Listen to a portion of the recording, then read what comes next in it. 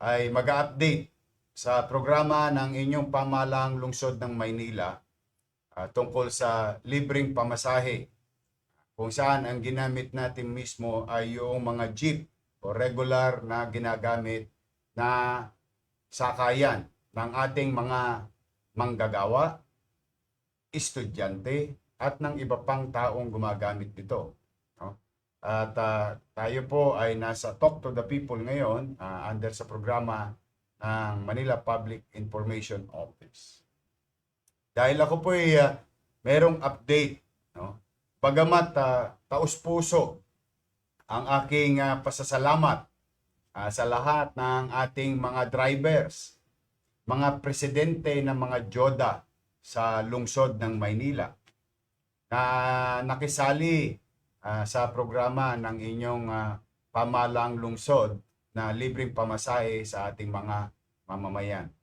Ay ina-update ko lang po kayo kagabi nung magsara at matapos ang programa maghapon, ay 129,000 na pasahero o riding public ang nakinabang sa programang ito. Bagay na aking ipinagpapasalamat sa ating mga driver ng jeep sa lungsod ng Maynila. O pati na rin yung modern jeep. Kaya lamang, mga kababayan, sa mga manonood, please do share this broadcast. Nagkaroon po ng panibagong hamon ang ating bansa at lalong-lalo na sa lungsod ng Maynila, partikular sa transport group. Sapagkat kung maalala ninyo, ang inyong lungsod ay naglaan ng 3,000 piso upang hiramin ang mga jeep ng operator at driver. Upang sila'y mabigyan ng sapat na kita, ang ating mga driver, magkaroon ng kapanatagan o peace of mind. Ganon din ang mga operator na kumita din. Ganon din ang mga gasolinahan na naghahanap buhay na sila'y mabentahan din o mabilhan ng gasolina at ipangtusto sa kanilang negosyo para sa ating mga trabahante o manggagawa sa mga gasoline station. At higit sa lahat ay pakinabangan ng lahat ng mamamayan. Sa unang kwentada po namin sa bago inilunsad itong programa ng inyong lungsod, medyo maganda-ganda naman po sa konting abilidad na gagamitin ng ating mga driver, nag-average po ng 200, between 200 to 500. Di na po yun halos makabubuhay ng pamilya. Kaya po, sa 1,000 pesos, ay panatag na sila, hindi na sila kailangan ma-stress, no? May panggasolina sila, may kita ang operator, and so on and so forth. Now, mangyari ba kahapon, bagay na wala naman tayong kontrol, no? Ang bansa, ang syudad ng Maynila, sa presyo ng crudo, sapagkat kung paano tayo bebentahan ng ating mga suking tindahan, if I may put that in right perspective, na nagdadala ng langis sa mga kumpanya ng langis sa ating bansa, ay sila po magsasabi at magsasaad kung magkano yung presyong ibebenta nila. Doon, wala tayong kontrol. At ang naging epekto nito, kahapon po, nakalulungkot mang isipin, tumaas po ng 11 pesos to 12 pesos ang presyo ng diesel. Now, ano po ang masamang epekto nito? Well, tayo mamamayan, siguro, ang tansya ko po dito, no? Hindi naman po ako ekonomista. Baka pagkatapos po ng Semana Santa, mararamdaman na naman natin sa presyo ng bilihin. Pero on a particular setting, or ngayon po, niresume natin ulit ang programang libreng pamasahe as of 10 a.m. this morning. Nakapaglingkod na po tayo sa 33,545 na individuals. At yan po'y sinerbisyohan ng ating 765 na kasapi sa programa na mga drivers and operators sa lungsod ng Maynila. At ito po ang mga linya. May bago po tayong karagdagan ngayong araw na ito. May bago pong sumapi sa programa natin. Kaya nga nagtataka ako doon sa mga taga-balot, ayaw sumali pa sa programang ito. San Street Velasquez, Dasmariñas Divisoria Velasquez, Divisoria Velasquez, Bangkosay Divisoria, Blumentritt Antipolo Balot. Ito yung isa na grupo na sumali. O yung isa pa, sali na kayo. Sayang. Tayuman Lardisabal, Pigibara Tayuman Pritil, Gastambide Divisoria Moraita, Retiro Divisoria, Blumentritt Quiapo, Lealtad Quiapo, Plaza Noli, Matimias Quiapo, Barbosa, Balik-Balik Quiapo, Espanya Blumentritt, Balik-Balik Quiapo, Balik-Balik Espanya, Agoncillo Guadalupe, Guadalupe Leon Ginto, Singalong Leon Ginto P. Ocampo, Singalong Leon Ginto P. Ocampo, Agoncillo Guadalupe. At ito po yung bago, kasasali lamang po kaninang umaga. San Andres Paura, Plaza del Carmen naman, at SM Manila. Shoutout sa mga taga San Andres. Masaya ko para sa inyo. Sumali na po ang inyong subjoda. Plaza del Carmen, SM Manila, Pandacan Leon Ginto, Pandacan Santa Cruz, Paco Rotonda, Bacood Quiapo, Malacañang Quiapo, Rotonda Pandacan, Santa Ana Paura, Guadalupe Pedro Hill, San Andres Paura. O yan po yung mga linyang kasali sa loob ng Maynila. Kung mapapansin nyo po yan ay north to south, west to east na mga biyahe. 765 of them. Dadami pa ho yan mamaya kasi para po sa kaalaman ninyo, may mga particular silang oras ng labasan. At inaabot po tayo kagabi, natapos tayo almost 10 o'clock in the evening. But then again, mga kababayan, ang ginastos natin kahapon, tayo po'y naglaan ng 4 na milyon. At katulad na nabanggit ko, tumakbo ng Lunes kahapon, tatakbo ngayong Martes, tas tigil tayo bukas dahil Miyerkules Santo na hanggang Semana Santa. Magre-resume tayo ng Lunes, next week, Martes, at Miyerkules. At ang natustusan natin doon sa 129,000 na mamamayang nakinabang, labas pa ho dito yung driver at operator at businesses. Yung 129,000. Ang total po natin na gastos kahapon sa 4 na milyon na inilaan ng inyong pamahalang lungsod is 3,516,000. Ulitin ko po, 3,516,000.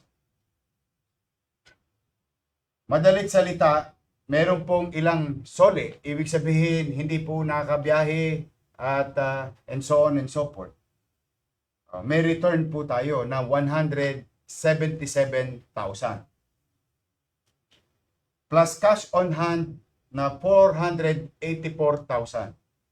With the total amount of savings from the actual preparation of the program ng libreng pamasahe, may sobra po tayong cash na 661,000 pesos.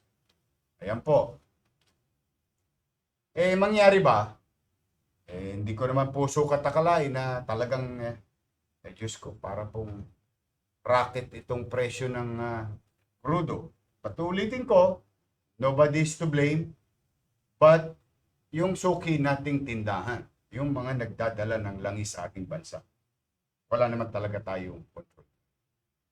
Ngunit, kahapon, as per advisory, nag-double digit price hike ang diesel. Umabot halos maximum 12 pesos. So, kung tatanungin ko ang sarili ko, kung nagbibigay tayo halos sa 1,000 sa average na yun, no? 500 to 700 ang boundary. Kung nag-aalat tayo ng 1,000 sa operator, 1,000 sa driver, pag maabilidad siya, matipid siya sa gasolina, which is nangyayari. Bakit? Hindi na po humaharabas lahat ng jeep. Sumusunod sila lahat sa pila ngayon kasi punuan na ang nangyayari. Hindi na kailangan mag-agawan. So habang nakatenga sila, patay ang makina, nakakatipid sila ng krudo. At relax at may peace of mind. So, sa abilidad na yon na nakaalat na 1,000 gasolina, maaari pa niyang madagdag na neto sa driver. Pero hindi na yan nangyayari at mangyayari ngayong araw na ito. Kaya po, kung susumahin natin sa 20 litros, no, times 12 pesos maximum, that is 240 pesos. 240 pesos ang mawawala ngayong araw na ito sa ating mga driver. O mawawalang opportunity, mawawalang kita. Mangyari meron naman akong sobra sa kahapon. No? Ako po, ang paniwala ko po lagi, ang gobyerno po ay hindi savings bank. Hindi po kami para magtipid. Ang sinasabing salitang pagtitipid sa pamahalaan ay yung pagiging masinop sa paggasta at epektibong paggasta. Yun yung sinasabing meaning ng savings sa pamahalaan. Kung ito po ay ilalagay ko sa bangko lang ho makikinabang nito. Now, to adhere, to be sensitive enough to the situation or current challenging one after another, walang humpay na pagsubok. Malugod ko pong ina-announce sa lahat ng driver na sumali ngayong araw na ito at magpasa hanggang susunod na linggo at may awa ang Diyos. Sana nga't magtuloy-tuloy ito habang may krisis. But for the meantime, i-update ko naman kayo.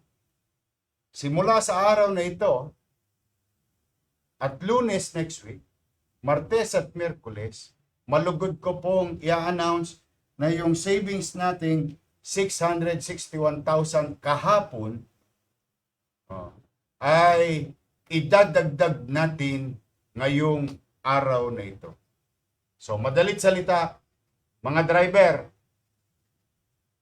dadagdagan ko po ng 500 pesos ang bawat araw ninyo upang sa ganoon yung pagtaas ng presyo ng 12 pesos kahapon ng krudo ay ma-offset ngayong araw na ito at sa mga darating pang araw.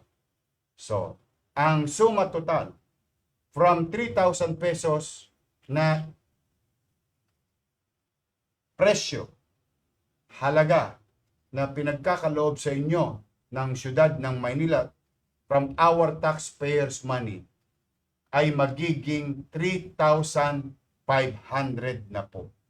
Dahil dyan, yung nawala at mawawalang posibleng savings ng driver ay ma-offset na po ng additional 500 na income. So, simula sa araw na ito, ulitin ko po para malinaw, sa mga jeepney driver na nanonood, sa mga asawa at pamilya o anak, please do share this broadcast. Ngayon, Martes. Anong petsa ngayon? 31. March 31. March 31. Ngayon, Martes, March 31. 3,500 na po ang matatanggap ninyo. Dahil may nasave ako kahapon, imbes na ilagay ko ulit yan sa libreta ng gobyerno, sa palad nyo na laang. Bilang pagtugon sa pagtaas ng presyo ng krudo kahapon at sa mga darating na araw. So 3,500 today, 3,500 sa Monday, 3,500 sa Tuesday, 3,500 sa Wednesday. And cross finger, loobin nawa ng Diyos, may dumating na biyaya sa lungsod ng Maynila at siya namang aking ipagkakaloob agad-agad sa inyo. So, mga driver ko, Chuper, thank you sa inyo ha. Thank you sa inyo kahapon. Napasaya ninyo at naparamdam ninyo ang malasakit sa 129,000 na pasahero. Ngayon, hindi nyo na kailangan hingin sa akin. Alam ko na kagad yung sitwasyon ninyo na magkukwenta kayo ngayong maghapon. Dahil alam ko, liliit na naman ang kita ninyo dala ng pagtaas ng krudo kahapon. So, pumanatag kayo mga tsuper.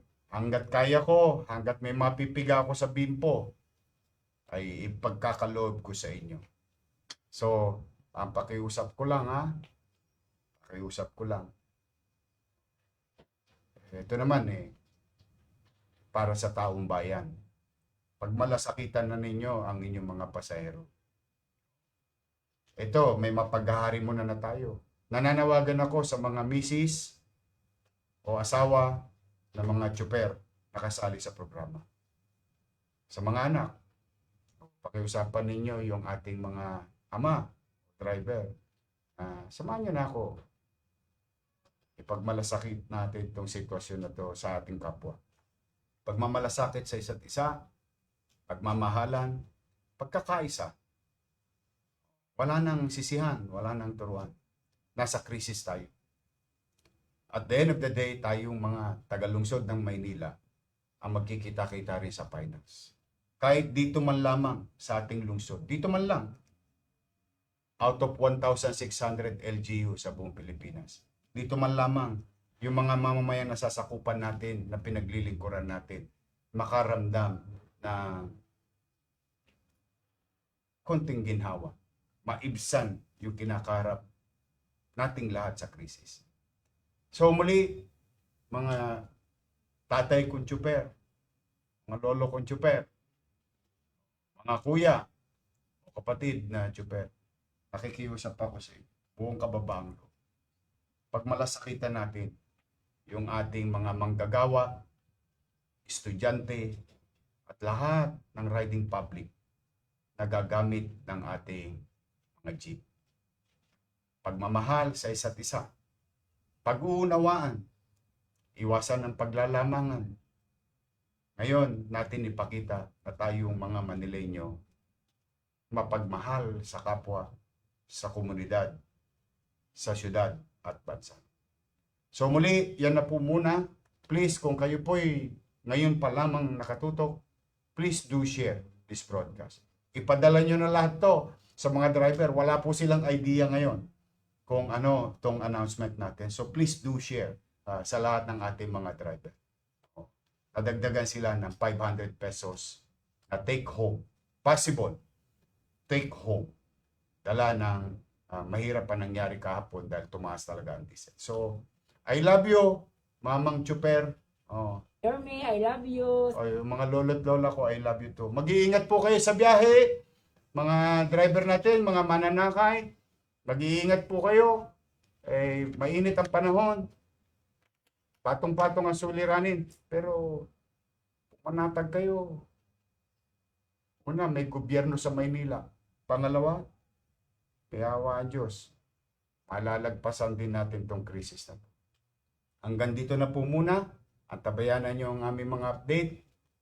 At nawa, ulitin ko sana nasa mabuti kayong kalalagayan at malusog na pangangatawan, mga batang Maynila, nanay at tatay ko, at ang aking mga minamahal na lolo't lola. Pagpalain nawa kayo ng poong ito. Manila, God first.